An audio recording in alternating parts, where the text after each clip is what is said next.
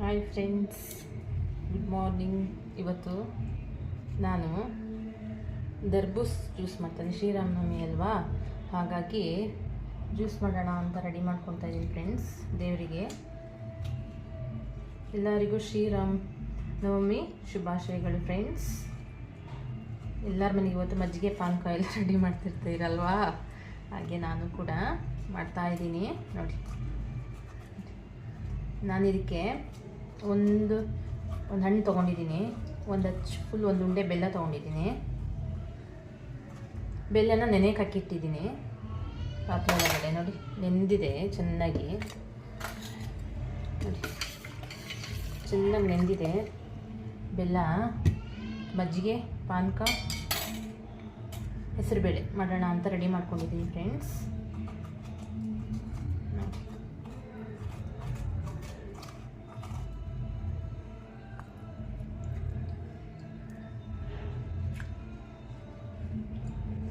ಅದಕ್ಕೆ ಸ್ವಲ್ಪ ನೋಡಿ ಎಲ್ಲ ಪುಡಿ ಮಾಡ್ಕೊಂಡಿದ್ದೀನಿ.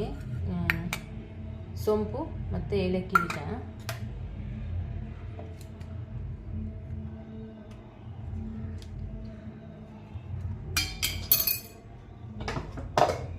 ಸ್ವಲ್ಪ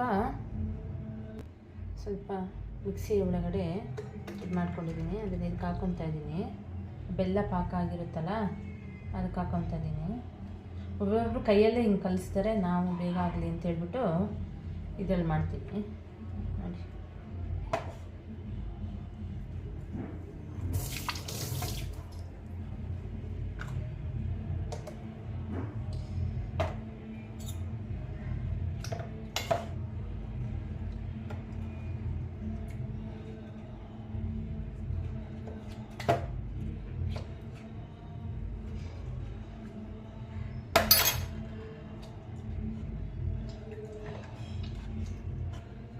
ಅದು ಸ್ವಲ್ಪ ಬಾಯಿಗೆ ಸಿಗಬೇಕು ಫ್ರೆಂಡ್ಸ್. ಜಾಸ್ತಿ ನುಣ್ಣಗೆ ಮಾಡ್ಕೋಬಾರ್ದು.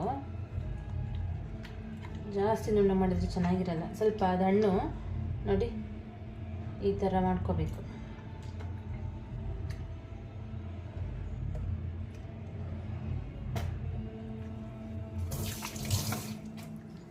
ಅದಕ್ಕೆ ಸೋಂಪು ಏಲಕ್ಕಿ ಬೀಜ ಹಾಕ್ತಾಯಿದ್ದೀನಿ.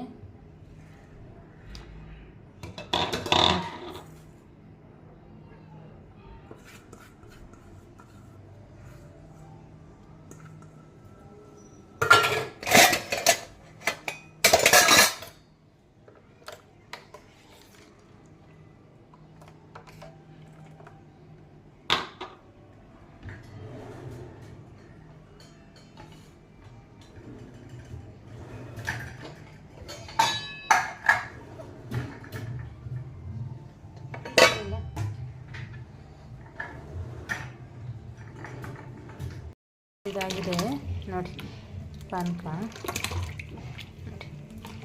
ಮಜ್ಜಿಗೆ ಮಾಡಬೇಕು ಫ್ರೆಂಡ್ಸ್. ಇವಾಗ ಮಜ್ಜಿಗೆನೂ ರೆಡಿ ಆಯಿತು. ಸ್ವಲ್ಪ ಉಪ್ಪು ಹಾಕಿ ಹಸಿಮೆಣ್ಸಿನ್ಕಾಯಿ ಶುಂಠಿ ರುಬ್ಕೊಂಡು ಹಾಕಿದ್ದೀನಿ ಇದಕ್ಕೆ. ಮಿಕ್ಸಿಯಲ್ಲಿ ಒಂದು ಸ್ವಲ್ಪ ಡೋರ್ ಅನ್ಸ್ಕೊಂಡು ಸ್ವಲ್ಪ ಇದಕ್ಕೆ ಮಜ್ಜಿಗೆನೂ ಅಷ್ಟೇ, ಮೊಸರನ್ನು ಅಷ್ಟೇ ಮಿಕ್ಸಿಯಲ್ಲಿ ಇದು ಮಾಡ್ಕೊಂಡಿದ್ದೀನಿ. ನೋಡಿ, ಇವಾಗ ಇದಕ್ಕೆ ಸೌತೆಕಾಯಿ ನೋಡಿ ಫ್ರೆಂಡ್ಸ್, ಈ ಥರ ಹಾಕ್ಕೊತೀನಿ ನಾನು. ಕೋಸಂಬರಿ ಇದೇ ಥರ ಮಾಡೋದು. ನೋಡಿ, ಸೌತೆಕಾಯಿ ನೋಡಿ, ಕ್ಯಾರೆಟು ಸ್ವಲ್ಪ ತುರಿದು ಹಾಕ್ಕೊಂಡಿದ್ದೀನಿ. ನೋಡಿ,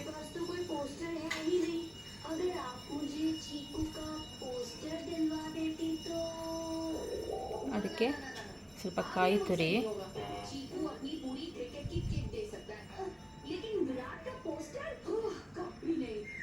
ನೋಡಿ ಫ್ರೆಂಡ್ಸ್, ಸ್ವಲ್ಪ ಕೊತ್ತಂಬರಿ ಸೊಪ್ಪು, ಒಗ್ಗರಣೆ ಕೊಟ್ಬಿಟ್ರೆ ಇದಕ್ಕೆ ಆಯಿತು ಫ್ರೆಂಡ್ಸ್. ನೋಡಿ, ಕೋಸಂಬರಿ ರೆಡಿ, ಪಾನಕನೂ ರೆಡಿ ಫ್ರೆಂಡ್ಸ್, ಮಜ್ಜಿಗೆನೂ ರೆಡಿ ಫ್ರೆಂಡ್ಸ್. ಮಜ್ಜಿಗೆಗೆ ಒಂದು ಒಗ್ಗರಣೆ ಹಾಕಬೇಕು, ಹಾಕ್ತೀನಿ. Bye friends.